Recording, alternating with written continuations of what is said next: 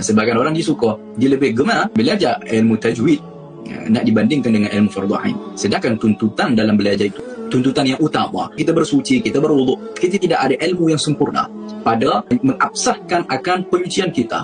Haram hukumnya untuk kita belajar ilmu yang lain sekiranya kita masih lagi jahil dalam perkara yang sedang kita lalui. Kita sedang melalui berkaitan dengan solat, berkaitan dengan bersuci, maka wajib kita untuk memberi waktu, memberi masa, tenaga, fikiran untuk apa? Untuk menyempurnakan akan ilmu-ilmu yang kurang. Jika tidak, maka jadilah kita sebagai orang yang jahil, iaitu orang yang beramal tetapi tidak ada ilmu. Syekh Ibn Ruslan menyatakan al-a'mal bighairi ilmin mardudah.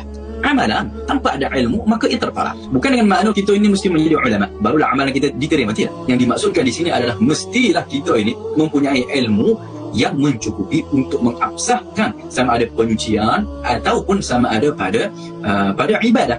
Sebagian orang awam dia kata apa? Saya jahil, maka saya dimaafkan. Jahil yang dimaafkan dalam agama itu hanya ada dua. Disebut sebagai jahil ma'dzur. Artinya orang jahil yang dimaafkan. Yaitu syariat memaafkan dia. Dua golongan itu, yang pertama adalah orang yang baru memeluk Islam.